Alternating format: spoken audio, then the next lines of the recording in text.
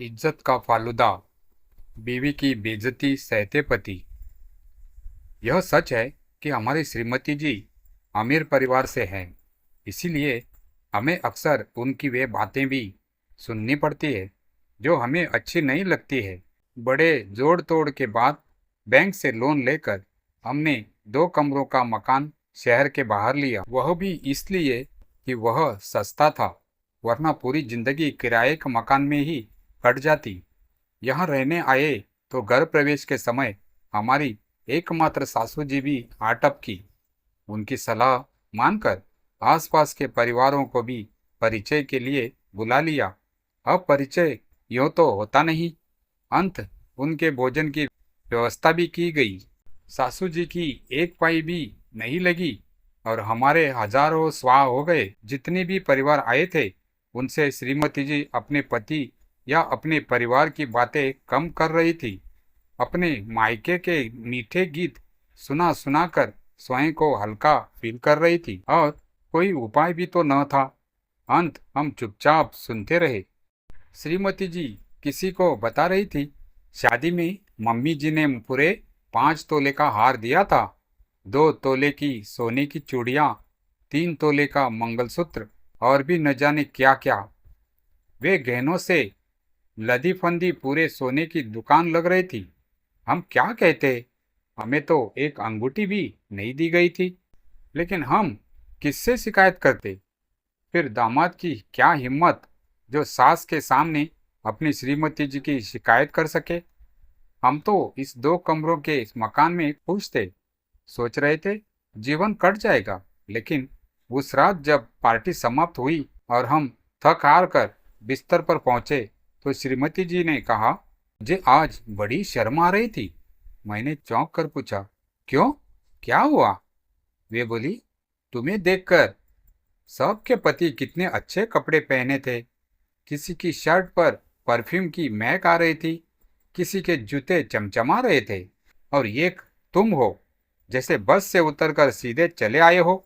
मैं चुपचाप एक गिलास पानी पिया और बोला, तो क्या अब घर प्रवेश पर भी ड्रेस कोड होता है? श्रीमती जी ने मुंह फेर कर कहा, तुम्हें तो हर बात में मजाक सुझती है, तुम्हारी यह संजीदगी कब खत्म होगी? मैंने कुछ नहीं कहा, कह भी क्या सकता था। जो पैसा कपड़ों और जूतों में जाना था वह तो घर प्रवेश की दावत में झोंक दिया था। अगले दिन मैं ऑफिस के लिए निकला तो उन्होंने बिना देखे ही कहा, लंच बॉक्स किचन में रखा है, और हाँ, मम्मी जी अभी 2-4 दिन और रहेगी, उनका मन नहीं लग रहा। मुझे लगा जैसे अब यह घर मेरा नहीं रहा, जैसे मैं किराएदार हूँ और बाकी सब मेहमानों की तरह आए हैं।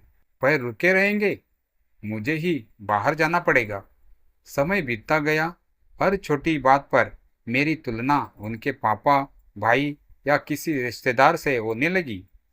पापा ने मम्मी को कभी आवाज ऊंची नहीं की, भैया तो भाभी को हर साल गिफ्ट देते हैं, तुम्हें तो मेरी फिक्र ही नहीं। मैंने कई बार बात करने की कोशिश की, समझाने की भी, लेकिन सब एक तरफा संवाद था, जैसे रेडियो बजता हो और रिसीवर बंद पड़ा हो। इज्जत का फालूदा रोज बनता रहा। मैं बाहर सबके सामने मुस्कुराता और अंदर चुपचाप खुद को समेटता जाता।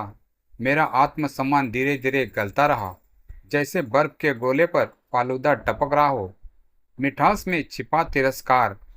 एक दिन जब सासू जी ने मेरे सामने तंज कसा, आजकल तो दामाद भी बेटे से ज्यादा खर्च करवाते हैं, पहली बार मेरी जुबान से निकला।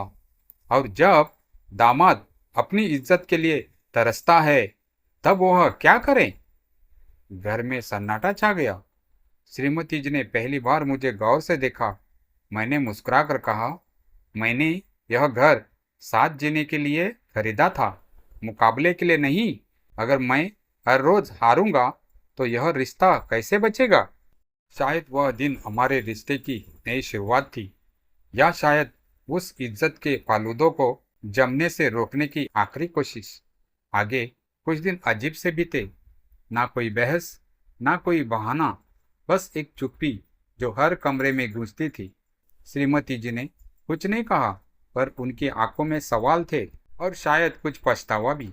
सासू जी ने भी दिन के बाद अपनी टिप्पणियों पर लगाम लगा दी और अब ज़्यादा समय पूजा में बिताने लगी और मुझसे कम ही बोली। एक शाम जब मैं ऑफिस से लौटा तो देखा कि श्रीमती जी ने मेरे लिए मेरी पसंद की चाय बनाई है, अदरक वाली, बिना कहे। टेबल पर 2 कप थे। मैं चुपचाप बैठा। उन्होंने कप मेरी तरफ बढ़ाया। आज दिन कैसा रहा? ये 4 शब्द जैसे कोई ताले में चाबी डाल रहा हो। मैंने देखा शायद पहली बार उन्होंने मेरी थकान को पहचाना था। मैंने मुस्कुराकर कहा, आज थोड़ा हल्का महसूस हो रहा है। उस रात उन्होंने खुद कहा, शायद मैंने तुम्हें समझने में देर कर दी। तुम जो दे सकते थे वो देने की पूरी कोशिश करते रहे। शायद मैं ही ज़्यादा मांगती रही। मैंने कोई जवाब नहीं दिया, बस उनका हाथ पकड़ लिया। रिश्ते में जीत या हार नहीं होती, बस समय होता है जो कभी जोड़ता है, कभी तोड़ता है। हमने उस दिन तय किया, अब कोई तुलना नहीं, कोई तंज नहीं, बस 2 लोग, एक छोटी सी दुनिया और एक दूसरे की कद्र।